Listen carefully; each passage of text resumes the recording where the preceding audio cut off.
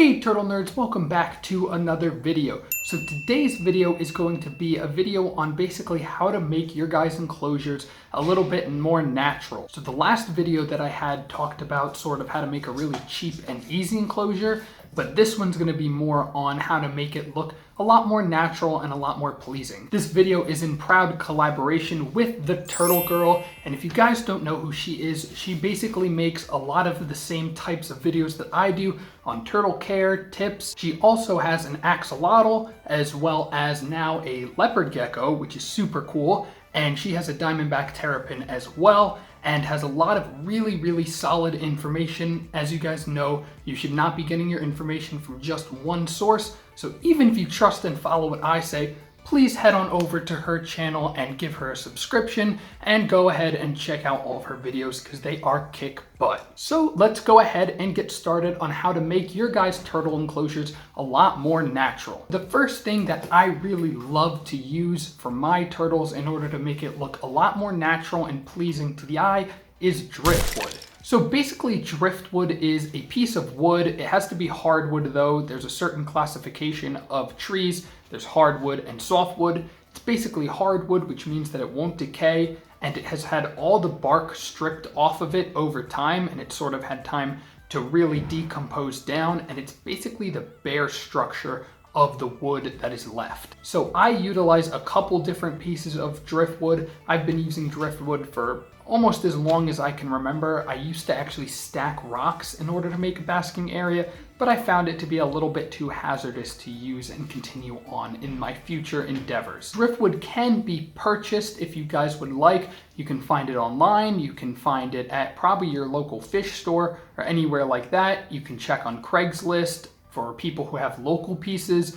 But usually I like to go out and look for pieces on my own. Basically, I live on the coast, so I'm able to go along the beaches and the coastline and look for pieces that look promising. So I will show you guys this one piece that I have, which is a really solid piece. It's a beautiful piece of driftwood, and I actually found it so only the corner piece, there's about that much sticking out of the ground. So I got a handle on it, pulled the entire piece out of the ground. It was all surrounded by dirt, and I sort of let it wash off and dry off before using it. Wild pieces of driftwood, wild ones that you find in nature, they can carry some icky, nasty stuff. So if you can, wash it down with some hot water. Never use soap or anything like that. Some people use diluted bleach solutions. Some people say you have to boil the driftwood. I find that just scrubbing it really well and letting it bake in the sun for a while will do the trick just fine, especially with turtles and not really fish.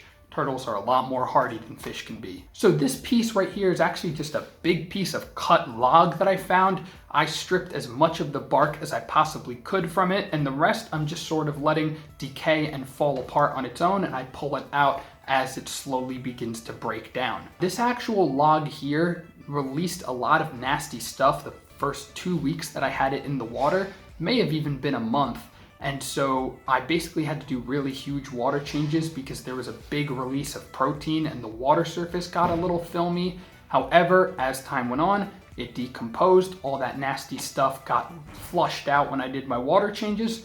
And now it's a perfect and beautiful piece. So now I'm gonna show you guys some other pieces of driftwood. All of this stuff I have found on my campus in the past, and I plan on using most, if not all of it. I like to use driftwood not only as a basking spot if you can. I think that it looks lovely and the turtles really seem to enjoy it. They have a nice time climbing it. I love it as a basking spot.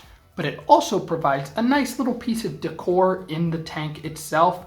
And so the turtles really enjoy kind of looking around it, scavenging through it, climbing and swimming through and in and out of it, and they really just enjoy the piece being there most of the time. So the next thing I'm going to talk about is SUBSTRATE. I actually already made a video on SUBSTRATE, so guys, please hit the link in the description to go watch that so you know what substrate is safe for your turtles, because not everything is gonna work right with your sliders or your turtles. I would recommend super cheap and easy way to make your tank look natural. First driftwood, and then using sandy substrate.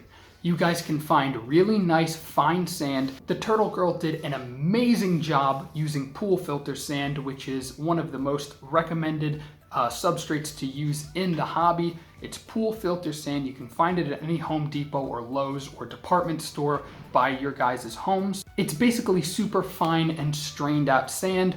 All you have to do is pretty much rinse it off in a bucket before you put it in your enclosure. And once you put it in afterwards, it'll be cloudy for a day or two, but it clears right up and it looks fantastic. Your turtles will also really appreciate it, especially if you have soft shells. They love to burrow in there and stick their little heads out. It makes them feel nice and safe. And sliders and map turtles and whatnot, they love to kind of dig around and go foraging for little leftover pieces of food. I always used to use sand in any hatchling tubs that I had before I started designing my tubs to be useful rather than looking nice. So another way that you guys can make your tanks look more natural. Oh, that's heavy. Oh, that's real heavy. Okay, this one, rocks. So these you guys can find pretty much anywhere. This is kind of a weird type of rock because I'm in Florida. In case you guys didn't know, Florida just recently, geologically speaking, is now above the surface of water. Florida used to be underwater. Therefore, we don't really have rock. This is more like solidified sandstone. It's got a bunch of little corals and it's pretty much a giant piece of dead coral and sand that's all been crushed together and over time created this thing. We can actually see a bunch of different little snails and things like that that are solidified in this piece of rock, which I think is really interesting. By any local bodies of water or different places like that, you can find nice pieces of rock. And the rocks are just nice to have. They're good for building up basking areas and then laying the driftwood on top. I'll show you that's what I do. But this is a nice big piece of rock that I found in the development by my house. So guys, please be careful where you find and source your materials because I did get yelled at for taking this rock, and so I had to put most of the rocks that I had back. But make sure that you do not go to any national parks or wildlife places like that that need that type of inanimate objects for the wildlife there and go and take them. You guys really can't do that. If there's a local pond or something that's unowned and it's sort of free property, you can go ahead and grab things from there, any local streams or rivers or ponds or lake beds or anything like that, but no national parks or wildlife rescues. I should also mention for you guys who actually want to do something like live plants to make it look more natural, this is a bit of a problem just because most species of turtles will actually eat the plants, and if they don't eat them, my terrapins are very, very active in this enclosure, and they move around so much that I often have to actually redo this piece of driftwood and have to remaneuver it, because oftentimes, despite how stable it is and it's underneath some stacked bricks, they end up pushing it over, moving things loose over time, and I just feel like any plants that you would put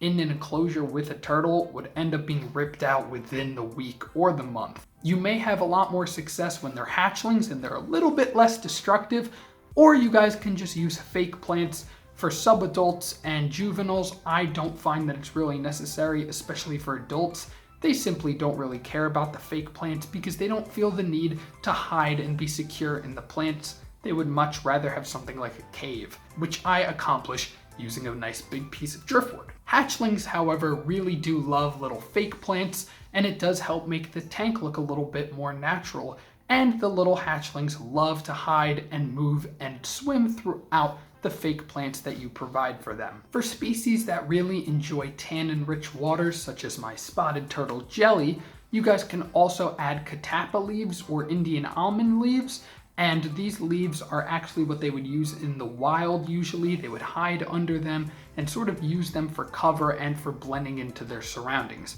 That's just very specific for a North American spotted turtle like jelly. Overall, just using a couple different things can really improve the look of your guys' enclosure, and the turtles will actually interact with the objects that you put in, which is even more interesting to me. What we are trying to do as pet owners is invoke sort of things that they would do naturally in the wild, these natural behaviors you want to bring out, and using driftwood and rocks, as well as sandy substrates will definitely start to bring that out in your guys' turtles. But remember, only do so if you have the room and they have extra swimming space. So thank you all so much for watching. I used some examples of a naturalistic looking enclosure by the Turtle Girl. Please go check her out. She does a really awesome job on giving you guys really, really good information about turtles. If you want to go see her, check it out in the description. If you guys enjoyed this video, please give me a thumbs up to let me know that I did a good job.